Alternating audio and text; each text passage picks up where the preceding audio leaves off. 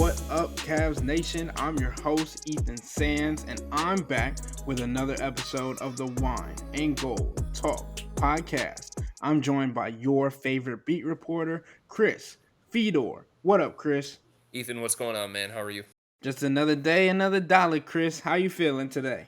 I'm feeling good. It was a great day outside with my son for a lot of the day. Was at practice earlier today for the Cavs. That was not very eventful at all, but I was there. JB spoke to us, George Niang spoke to us, and Darius Garland spoke to us. So that was part of my day, and the rest of my day was being outside, hanging out with my son, my wife, and a bunch of the neighbors. It was fun. Sounds like a great day. But Chris, I want to get into the discussions that happened and the players that were not involved in practice today. I think that's one of the more key points of today's podcast, especially with how the team has dealt with injuries this entire season.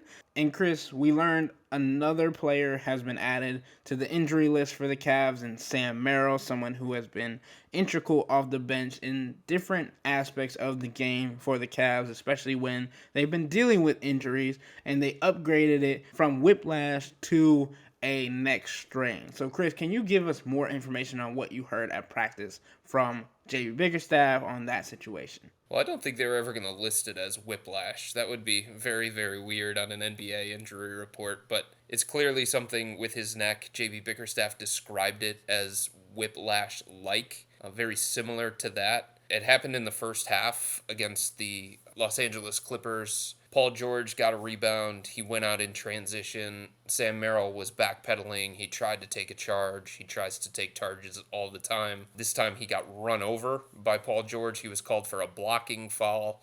It looked like Sam was going to collide into the knee or the leg of George Niang, but he avoided that slightly. It still looked like his head whipped back, his neck whipped back as soon as he hit the floor.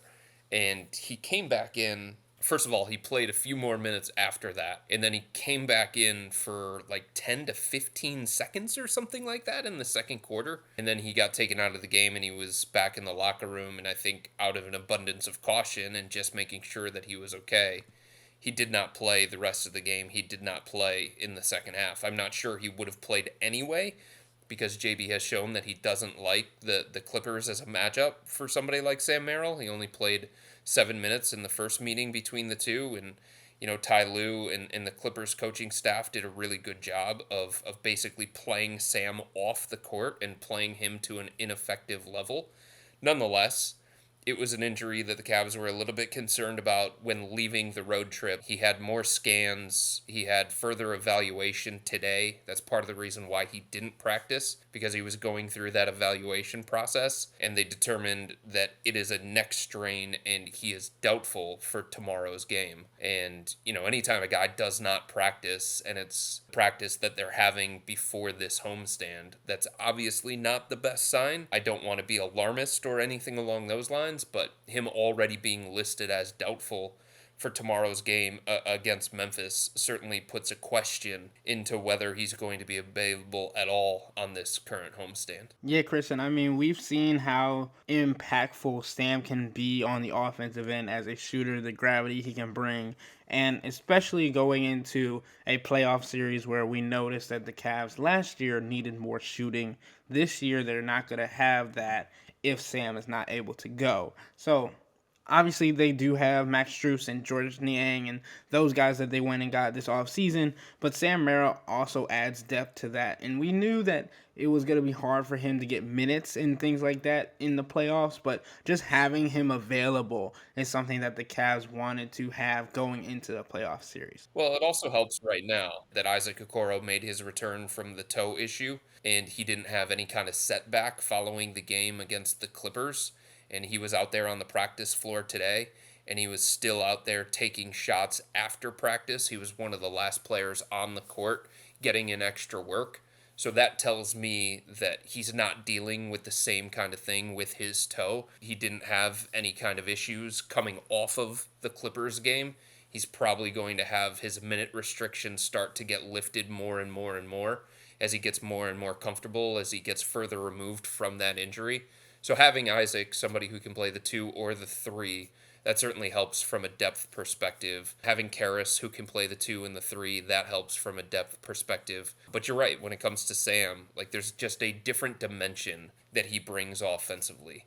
There's a different element that he brings offensively. He brings a different kind of look and a different kind of ceiling to this offense, especially when JB was starting to dabble, Ethan, with a little bit of Max Strus, Sam Merrill together to see what kind of chaos that could create for the opponent. And I think that was something that JB was probably going to use at various points going into the playoffs. I would think by the time the playoffs roll around, there's so much time before then that Sam will be okay and he'll be cleared from this. And the sense that I get is it's nothing that the team is overly concerned about, but we do know that, especially this late in the season, the Cavs are going to be cautious with any kind of injury. 100%. And speaking of being cautious with other injuries, Dean Wade was also not at practice today and has been someone who's been out since trying to come back at practice before the Houston Rockets game nearly a month ago.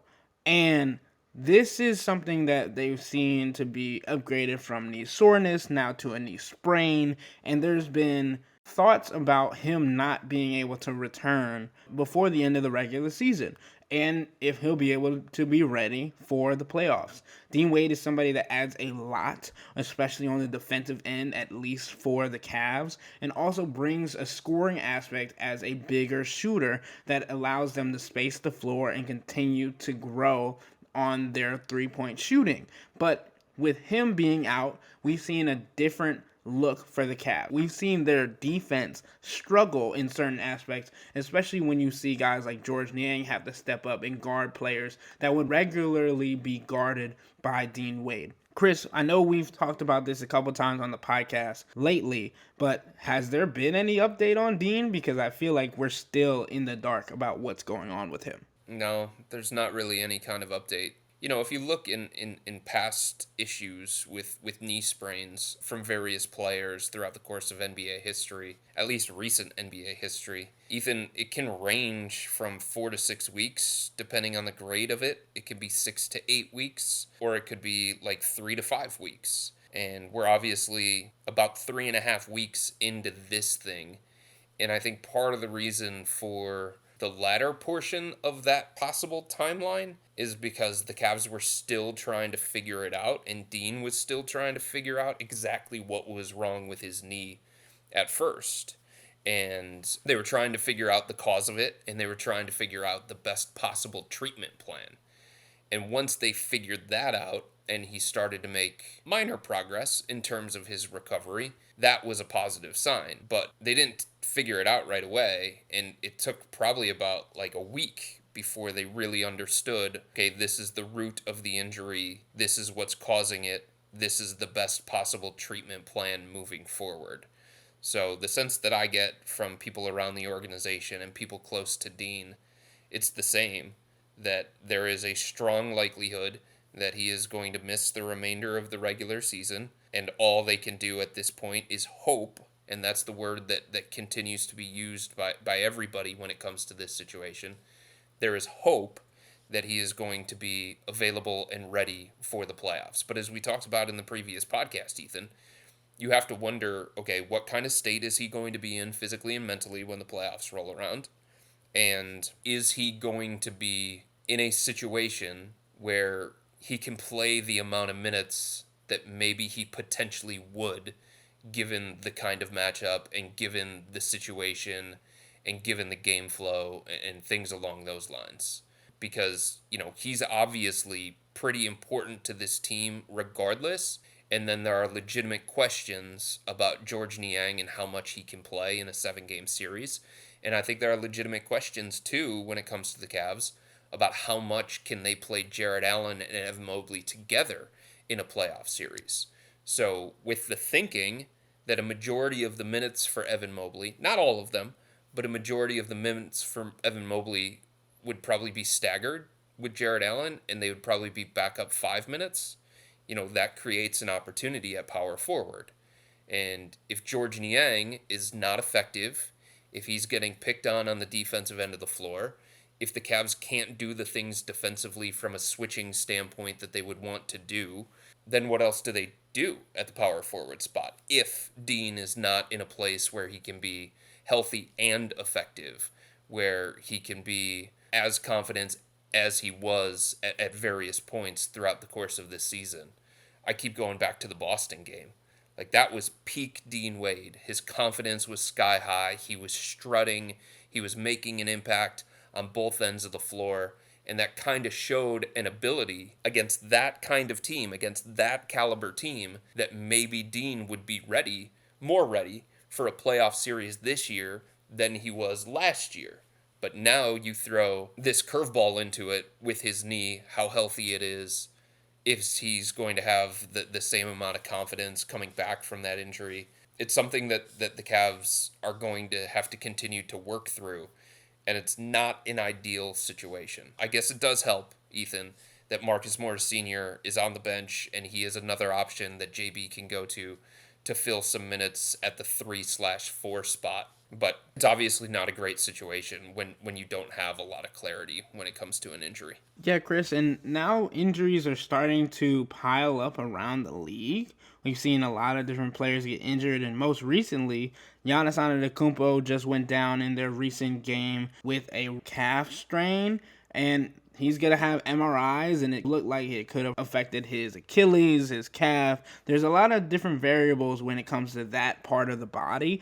And I think we have to go back to what we said in the last podcast about the effectiveness of a star player, of a superstar, of a all-star caliber player, of an MVP candidate being taken away from a team that has needed him, that has leaned on him a lot. And we've talked about that with Donovan Mitchell.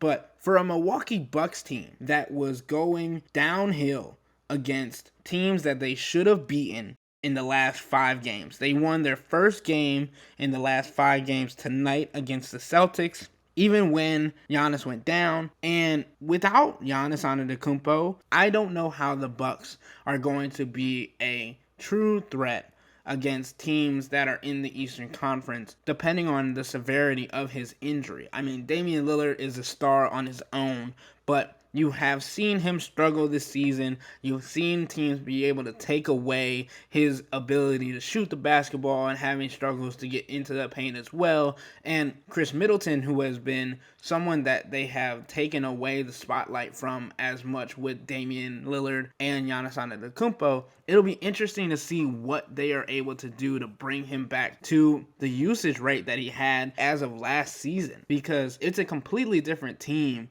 when you don't have Giannis on the floor, as it is for the Cavs when they don't have Donovan Mitchell on the floor.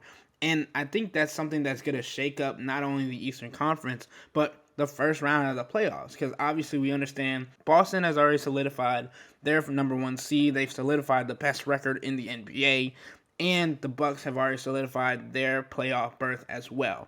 So, with all that being said, it'll be a toss-up to see who gets to play the Bucks, what the severity of Milwaukee and Giannis' situation is with his injury, and then we'll have to all figure out what's going to go down depending on how they can change their schemes with Giannis potentially being out for long term. And I mean, they went from a championship or bust team this season to, depending on if Giannis is out, whether or not they're going to get out of the first round of the playoffs again.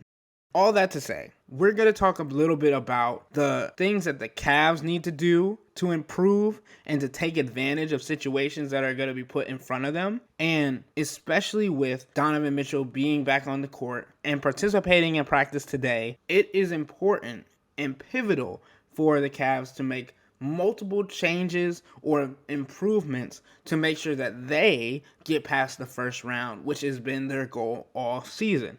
So, Chris, I want to start with this one first because I think it is the biggest one to me. I think it's the defense. This is a team that is known to be a defense-first team. They have Evan Mobley and Jared Allen in the starting lineup for that reason alone. Over the last 15 games, they ranked 27th in the NBA in defensive rating and have allowed the opponents to score 100 or more points in 14 of those last 15 contests. That's not Cavalier defense. That's not Cavs basketball to begin with. And obviously, we understand that Isaac Okoro has been out for those stretches. Dean Wade has been out for those stretches, for parts of those stretches. And knowing all of that, I still think that there has been a need for them to lock back in defensively to create offense, because that's how we know this Cavs team to be. They use the defense to create turnovers, to create blocks, and then they get out in transition using the fast-paced offense that we talked about yesterday about JB Bickerstaff wanting them to continue to run and get up the floor and use pace to take advantage of defenses not getting set up. And knowing all of that, the defense leading to offense has been something that we have looked for the Cavs, especially because we know that they've struggled in half-court sets, and especially with letting the shot clock get too far down and things of that nature. But this team being a defense-first team and being 27th in the NBA, the third worst in the NBA in defensive rating over the last 15 games, which is close to the All-Star break, but not all the way back to the All-Star break, that's inexcusable. Because you have Jared Allen and Evan Mobley, who are supposed to be stoppers. You have Darius Garland and Donovan Mitchell, who are supposed to be able to be the front line of defense. And then you have Isaac Okoro, who's coming back. It feels like they've lost that aspect of their identity. And until they get that back, I don't think their offense is going to uptick as much as they need it to as well. Part of the catalyst for that defensively, when you're talking about deflections, when you're talking about steals, and you're talking about turning defense into offense, part of the catalyst for that was Donovan Mitchell. The way that Donovan was playing on the defensive end of the floor was better than at any other point in his entire career, and he was one of the league leaders in steals. And it allowed them to get out in transition. It allowed him to get out in transition too. So with a limited Donovan Mitchell, your point of attack defense is obviously going to suffer. He doesn't have the same change of direction. He doesn't have the same lateral movement. He doesn't have the same explosiveness. We've talked all about the impact that that has on his own offense and the Cavs offense as well, but it's having an impact on his ability to consistently defend, his ability to disrupt the passing lanes, his ability to get steals and deflections. That's part of it. The other part of it is they've played some pretty good offenses during that stretch, but I do think you're right in terms of the benefit of playing Jarrett and Evan together was always supposed to be what that means for the Cavs as a whole defensively. Not necessarily what it means for Jarrett or Evan individually, but what that means for the Cavs as a whole defensively. Because not a lot of people in the NBA have two elite rim protectors, two all-defensive players anchoring their paint. And you just haven't seen, from a Cavs perspective, you haven't seen enough rewards of those two guys together defensively to continue to justify playing those guys over and over and over and over again together, because we understand the limitations offensively. But the thinking was always, yeah, we're losing a little bit offensively. We're losing some scoring. We're losing some firepower. We're losing some spacing and some shooting. But the benefit of that is how good we are defensively. If they're not going to be that level of great defensively with those two guys on the floor together, I think it should be easier for JB to use more four-shooter lineups and split those guys up and see if they can get a little bit of a boost offensively. Yeah, Chris, and I think the next part of what we need to discuss about this team is, simply put, the ability for Darius Garland to be further successful in crunch time. Especially with Donovan Mitchell not being fully healthy, Donovan Mitchell not being able to get the lift into the paint as much as the Cavs know him able to do, or to his liking, frankly. Darius Garland needs to step up in that aspect, because the Cavs cannot turn to Evan Mobley or Jared Allen to create offense off the dribble to do that, and more than likely they're not going with four-shooter lineups. They're both going to be in the game at the same time. So let's think if they are using a four-shooter lineup. You got Max Strus, potentially Karis LeVert, and then Isaac Okoro as well.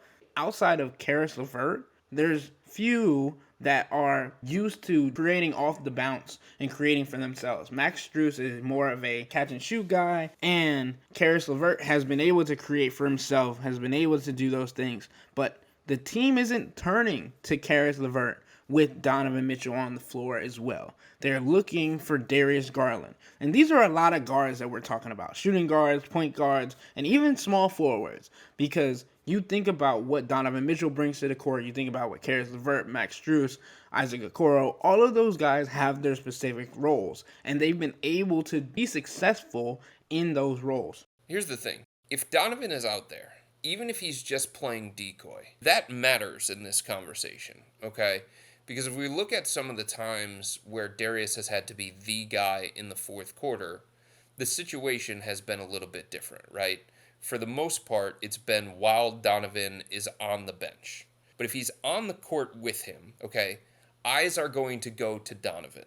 The best defender on the opposing team is going to be occupied by Donovan, right? And defenses may be, even in a limited capacity, even if Donovan's not 100% healthy, he is still a threat every time he takes the floor.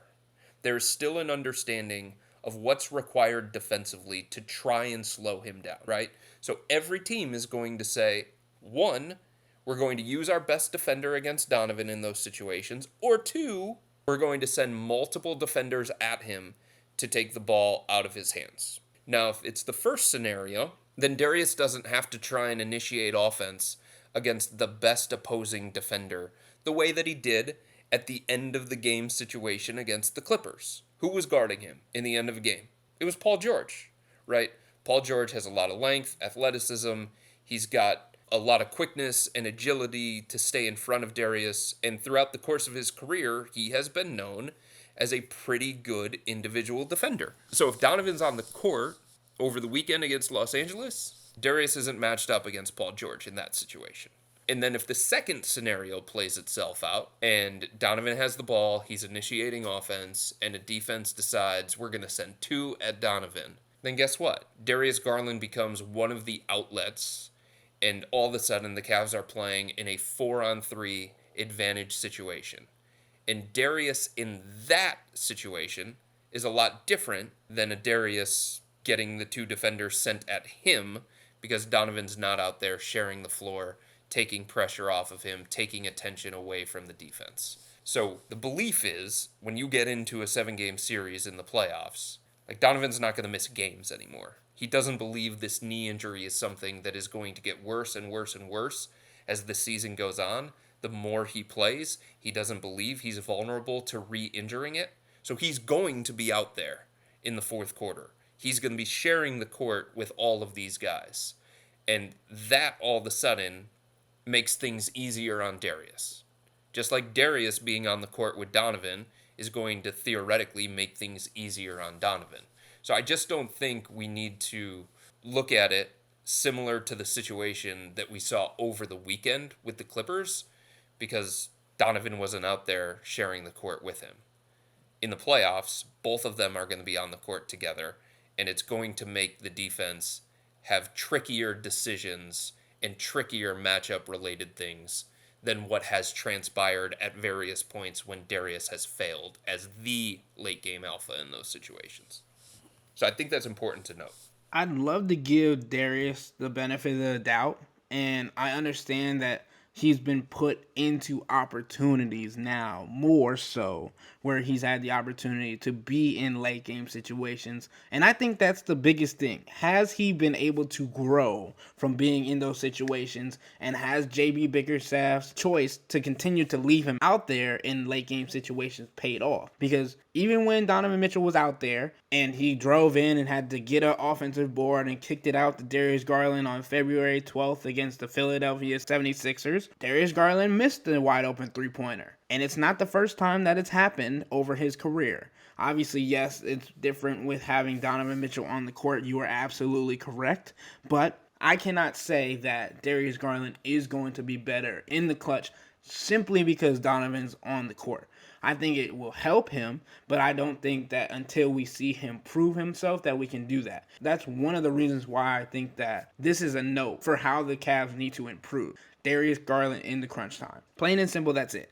Like, if he can improve, if he can show that he's learned from the situations that he's been put in, if he can show that being alongside Donovan Mitchell and having those eyes taken off of him in the later games and coming away with key plays and not being able to turn over the ball when they need him to create and make buckets, then sure, I will go ahead and say that you are absolutely correct. But I think that Donovan obviously impacts the game in multiple ways and obviously takes eyes off of Darius Garland. But we've seen that it's also not been enough for Darius Garland to take that next step to be a clutch time player. And that's also because more likely than not, if Donovan Mitchell and Darius Garland are on the court at the same time in later minutes, the ball is going to be in Donovan Mitchell's hand no matter who's guarding him. So it just has to be a scenario thing, and we'll have to figure out based on the scenarios that Darius Garland and Donovan Mitchell are put in together, not only in the last 3 games of the season, but in the playoffs, if Darius Garland can meet the tab and can step up to the bill and be the player that the Cavs need him to be in clutch moments. Of players on the Cavs who average at least 3 minutes during clutch time, Garland has the lowest effective shooting percentage at 30.2%. And the second worst net rating at negative 10.8, and the third worst turnover ratio at 13 flat. And to be fair, I know that's just the Cavs stuff, but looking at stats with him in the NBA, he also has the 5th worst pace among point guards in the NBA during clutch time, with an average of at least 3 minutes during clutch opportunities. I think that Darius Garland has been told to push the ball on multiple occasions by JB Bickerstaff. We talked about rounding third base and him going crazy, giving him the windmill sign to keep going.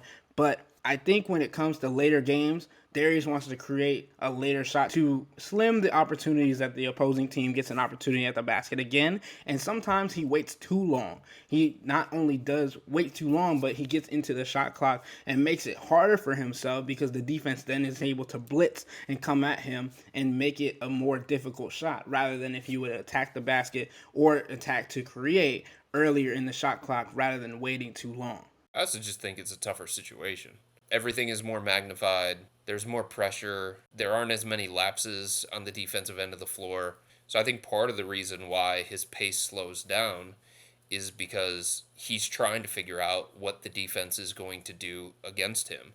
And he's trying to figure out what the best plan is offensively. And I just don't think he's reading it as quick as maybe somebody else that has been in those situations more throughout the course of their career.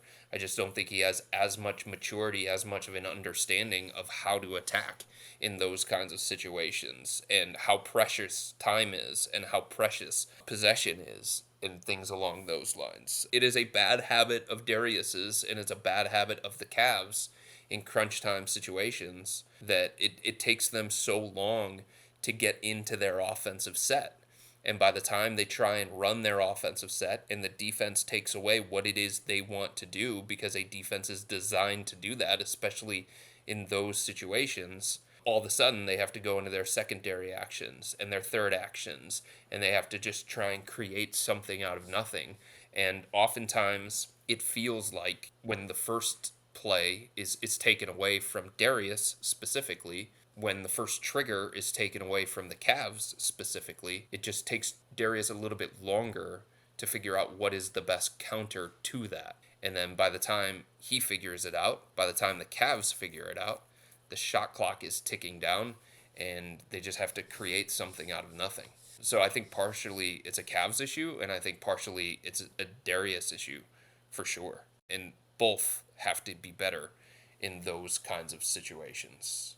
Yeah, Chris, and the last one that I want to touch on, the last little portion that I think the Cavs need to improve on, especially going into the playoffs, is I'm starting to think that their selflessness is their Achilles heel. Because these guys are, all of them, selfless, not looking for themselves, trying to find the best play, and usually on a team where there are multiple guys that are doing that, that is a successful recipe. But as of late, it's been harder for these guys to create shots and to find open looks. So for kicking around and finding assists and things of that nature, because those numbers haven't gone down, they've still gotten the assists that they've needed. The Cavs have the 3rd best assist percentage and 4th best assist ratio in the NBA.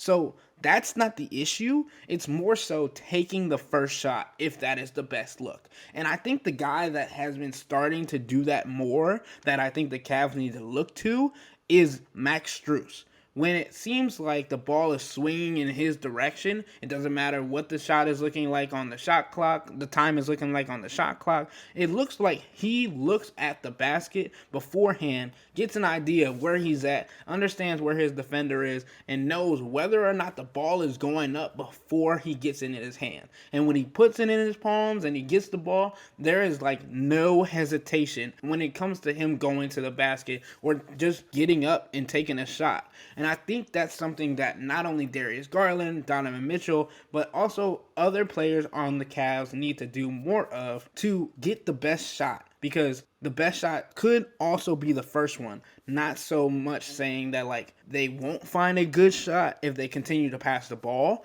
but we've seen on multiple times that they've gotten to the latter half of a shot clock and not been able to create because everybody's still looking for the next best shot and there's like 5 seconds left. So that creates a harder shot, like a deep three, or like we saw against the Clippers, a turnaround falling into the bench shot by Max Strus when there was no time left. So I think selflessness is a great quality to have, but too much selflessness can be difficult to maneuver in a roster, especially with guys that are so limited shooters and limited to guys who can create for themselves and off the dribble, especially. Well, I also think that the lack of Donovan Mitchell being at his MVP level plays a big part in the shot quality for the Cavs. I think it plays a big part in the confidence that all of these guys play with when they get an opportunity to play with Donovan. Things are easier. Court is spread out. The quality of shot is better. The distance between the player and the defender on the shot is different as well. So I do think that the Cavs offense has suffered from that standpoint because so much of what they do, Ethan, is predicated on Donovan, Darius, Karras, one of those three, breaking down the defense, creating a driving kick, and oftentimes that's where the ball movement starts. Oftentimes that's where the away from the ball movement starts as well. And if you don't have Donovan collapsing the defense, if you don't have Donovan consistently getting into the teeth of the paint, then it's going to change how defenses can guard the Cavs, and it's going to change how defenses can take some things away from the Cavs that they would otherwise want to do on the offensive end of the floor. And I just think that's part of it. And I think if these guys feel like they're getting more quality looks that are set up from their teammates, then I do think that they'll take those shots initially that are there rather than swinging it around and maybe winding down the shot clock and maybe being quote unquote too selfless. Yeah, Chris, and I mean, I don't even want to harp on these guys too much because like we've talked about, the camaraderie and the joy that they have, the trust that they have in one another is huge for them, and the selflessness, like I said, is a good quality to have, but sometimes too much of it can be a root of disaster. And I mean, these guys are all hoopers at the NBA level. They know that they have the confidence in themselves to get buckets, but it seems like they are always looking for a better opportunity. And that's, again, not always a bad thing, but it just depends on the situation, depends on what each player is going through, the night that they're having, who's hot and who's not. And I think just knowing that there will be a guy on a nightly basis that just knows that the ball is going up. A great example of that was Sam Merrill. When Sam Merrill came onto the scene, when we were first getting to see him come onto the scene this year, it was like every time I saw him touch the ball, I would say it's going up because that was more than likely his job. And even Sam nowadays has sometimes second guessed himself or understands the difficulty of the shot that he's going to take and putting the ball on the floor. So yes, there are different scenarios where it's fine to not take the first shot, but I think Sam Merrill is a good example of somebody that when he was at his most successful this season, the ball was flying. He wasn't focused on missing one or two shots to begin the game, but as soon as one shot went in, we all knew that the magic was going to continue for Sam Merrill. And I think Max Strus is starting to do that more as well because we understand how high of an IQ Max Strus has and the ability that he has to know which plays are correct to make, but also understanding that there's a time and a place for a guy to just heat up and go. And we saw that in the Dallas Mavericks game. He had a heat check, and then he had an even bigger heat check to win the game against the Mavericks. So just being able to create for himself and just shoot, because as someone who was brought on the team to be a shooter, as somebody that was brought on the team to be something that the Cavs did not have in the first round of the playoffs last year, that they thought cost them that series, is important to get back to the roots of that and just take the shots that are available to you rather than thinking too much because your IQ is so high.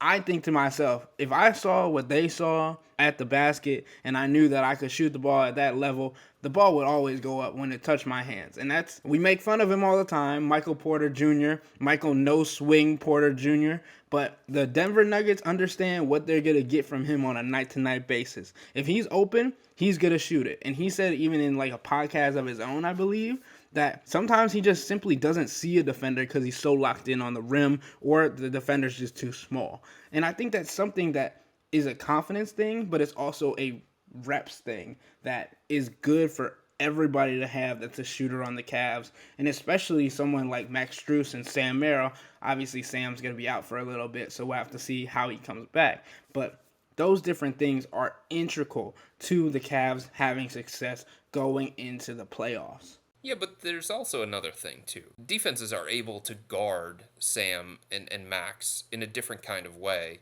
when Donovan's not out there. And defenses are more aware of Sam Merrill these days than they were at the beginning of the season. So the level of attention that he's getting and the way that they're guarding him and they're grabbing him and they're being physical with him and they're taking away his strong hand and all those different things have changed. So Sam also has to make the right basketball play, right? Just like Max Strus has to make the right basketball play, and everybody else on this team has to make the right basketball play. And if it's not there for Sam, because the defense has a job to do, and they're making it difficult on him to get a clean look at the basket, there's another way that he can impact the game. He can impact the game with his passing. He has done that at various points throughout the course of this season. And if he's going to attract two, or if he's going to have people so close to him when it comes to, him coming off of screens or him getting catch and shoot opportunities, if guys are going to be that close to him and they're going to guard him as tight as they have at various points, that means somebody else is going to be open.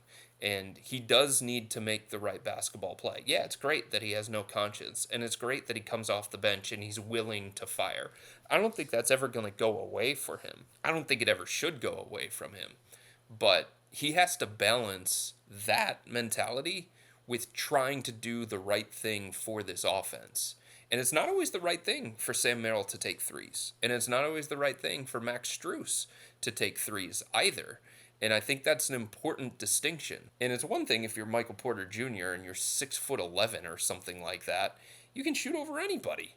And it's a lot easier to say, well, I don't even see the defender because he's so high up in the air. But Max Strus is 6'5" and Sam Merrill's 6'5". So these guys shooting over 6'8" guys, or these guys creating space against some of the longer, more athletic wings that are being used against them because of how dangerous they are and how important they are to the Cavs offense. It's not always the easiest thing for them to get shots off the way that it is for some of the other guys that you mentioned. So I do think we have to point that out too.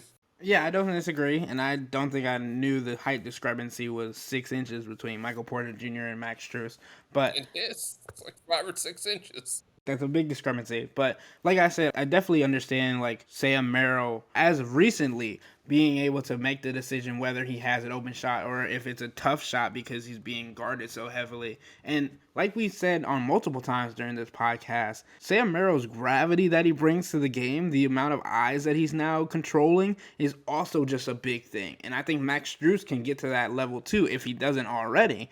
And I think the difference between Max Strus and Sam Merrill is Max Strus has more of an interior game because he's a little bit bigger, he's a little bit stronger, he can get into the interior.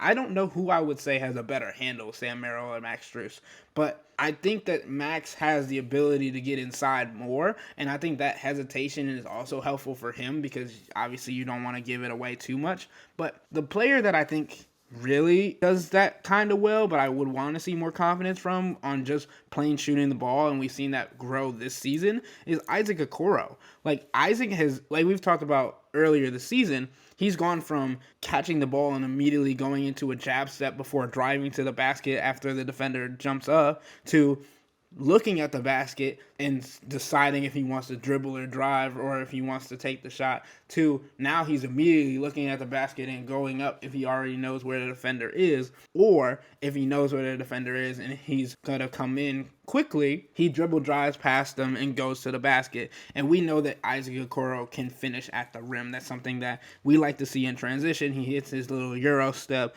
and gets into the paint. He has good size, athleticism, strength. That's three different people we just mentioned that have the ability to dribble drive, to make defenders make decisions. And George Niang has even gotten better at that, at making defenders decide whether they want to crash out on him or allow him to get to the basket, because he's shown that at times he can create at the rim as well, even if it looks a little funkier than the rest. Yeah, he'll put it on the deck. He'll use his little spin move. He'll use his girth and his strength to finish over some of these guys. He's got a better float game than I thought he was going to have. He's been better finishing at the rim than I thought as well. And he's going to have to do that kind of stuff, just like Isaac's going to have to do that kind of stuff to keep the defense honest. And I think there's a lot of other things that the Cavs could do better. Do you have anything in mind that you want to touch on before we wrap up today's podcast? No, not really. I think their struggles are pretty straightforward. I also think that a majority of this is taken care of if Donovan can be healthy and effective and be back to MVP candidate Donovan Mitchell. If he doesn't get back to that, yeah, I think all these things would help. Sure, play faster, make more threes, maybe split up Jared and Evan. But if Donovan Mitchell isn't the Cavs' trump card that he was at the beginning of the season, then I think they're fighting an uphill battle to win a first-round playoff series against anyone in the Eastern Conference at this point. Even in the matchups that I would deem, you would deem, the Cavs would deem, and fans would deem a little bit more favorable. There's just enough evidence that points to they are not the same team when Donovan Mitchell is not playing at the highest level possible. I agree. I mean, this team goes as Donovan Mitchell goes, and we've talked about the different scenarios a lot tonight about how he impacts the different aspects of the Cavs game, and we'll just have to see what kind of Donovan Mitchell the Cavs get and what the Cavs surrounding players are able to do with that and with what they don't have. But I think that's a great spot to end today's podcast. So until next time, that'll wrap up today's episode of the Wine and Gold Talk podcast. But remember to become a Cavs insider and interact with Chris and me by subscribing to Subtext. Sign up for a 14-day free trial or visit cleveland.com/Cavs and click on the blue bar at the top of the page. If you don't like it, that's fine. All you have to do is text the word STOP. It's easy, but we can tell you that the people who sign up stick around, because this is the best way to get insider coverage on the Cavs from me and Chris. This isn't just our podcast, it's your podcast, and the only way to have your voice heard is through Subtext. Y'all be safe. We out.